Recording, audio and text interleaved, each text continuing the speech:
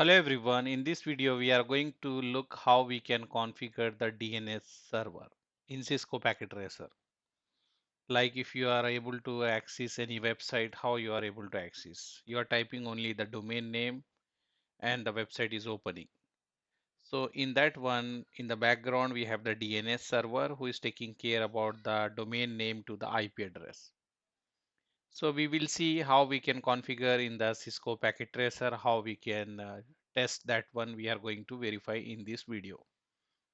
To create the topology, first of all, I will take one switch. If you see, this is a Cisco Packet Tracer. You can click switch and drag and drop here. This is one switch. Now I can take one PC. I can say this is my PC1, PC2, and then we can take one server also. You can say this is a DNS server, and also you can say this is some abc.com server also. We can use one server, that is also enough. If you want, we can take more than one server to test DNS. Okay, and this is a cable, this is automatic cable. I will click and I will connect these devices. I can press control on my keyboard, keep control pressing here and click here and here, so it will connect here. After that we need to assign the IP. So what you can do, you can first of all configure the IP to this server. We can say this is a DHCP plus DNS plus company website server, we can say. So we can say our company name, we can say abc.com. So this server is having this feature. So in one server we configure this feature in this lab environment. One is DHCP, one is DNS server, and also our website will hosted in this server. So these three things we are going to test. Later, if you want to add the router and connect to the internet, we can do that also. Later we can see that is for the small enterprise network design, we can say. So here IP schema, what we want to use, we can use example, I will say 192.168.1.2 /24. I will give this IP to this server, DNS server or DHCP server. Later, if you want to add any router, like if you have your company is having the internet connection, you can add like this. Okay, and then you can say we have the ISP also, so you can add like this ISP from here to here. So that side we can say this will be the gateway, this router, our company router will be the gateway. So in future, if you want to extend your network, we can keep this IP reserve here 1.1 here. We will configure 1.1 to this router interface here.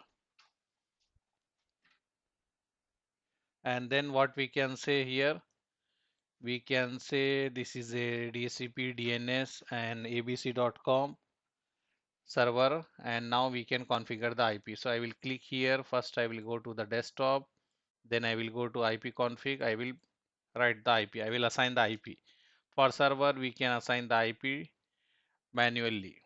Okay, and the gateway, as we told, gateway will be 192.168.1.1, and DNS we told the same server is a DNS, so I will give the same IP.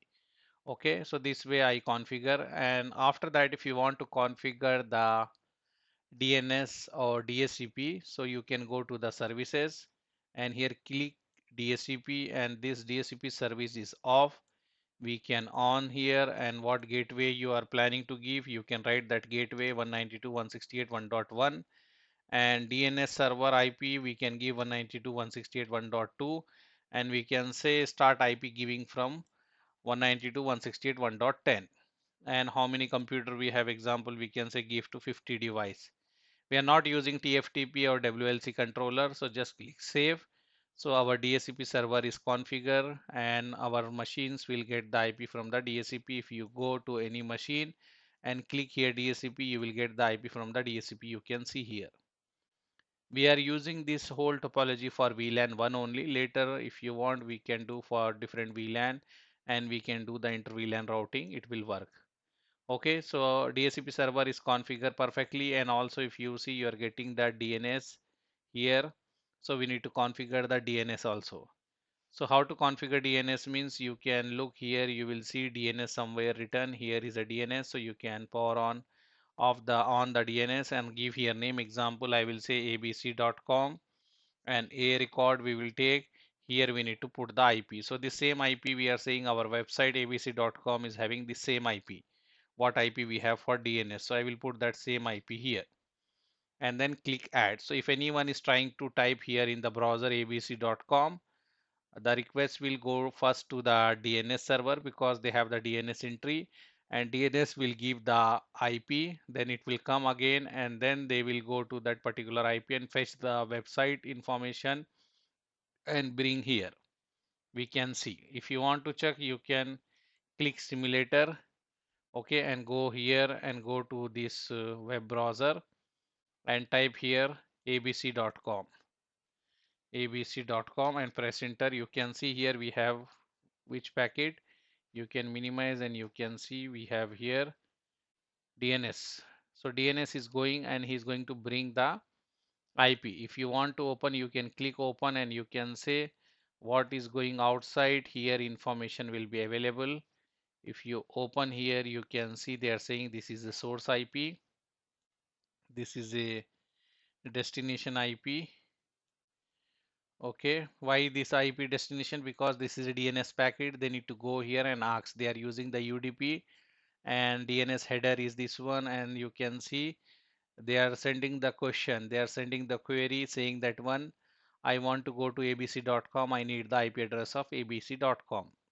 DNS query is going here. You can see this is a header. This is a query. So this packet will come here, switch will forward here, and this guy will reply. In that one, they will mention what is the IP of abc.com. Okay, so let's click this. So it will come here. Switch is not having the MAC address, so he will broadcast to everyone. So it will go to everyone here, and now they will reply. And we can, if you want to see the packets here also, you can see this site also. If you check here, packets here also, we can see here. And let's see here what we have. DNS packet is here. DNS query is here. Now it will go. So let's see, it is going here. You can see this is a DNS packet.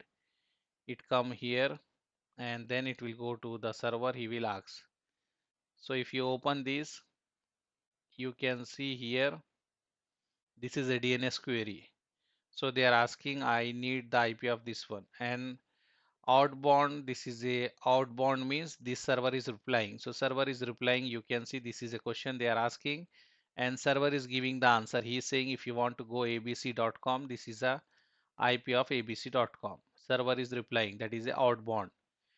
Inbound means the packet which is going into this device, because the packet is at this place. If the packet is this place, then we can say the packet is going in, that is inbound. The packet is coming from this device out, that is a outbound. So packet is here. So the output, whatever the server is giving, that is coming here, and you can see this is a IP. Okay, and then after that, if you click, it will go back. It will go to this PC, and now he has the IP. So now that IP is present here. So they are sending the request. If you see what request we have here, they are sending here, they want to go to the source IP and this is a destination IP. They are using TCP protocol because we are accessing the website. So 1024 source port number, destination port number is 80 because we are just not using HTTPS. We are using only HTTP. That's why it is not having the port 443. And if you click here, this packet will go and the server will reply and you will have the output in your browser. If you open the browser, you will get output, or you can do this here and then you will get the output in the browser, or click real, so you will get the browser output directly.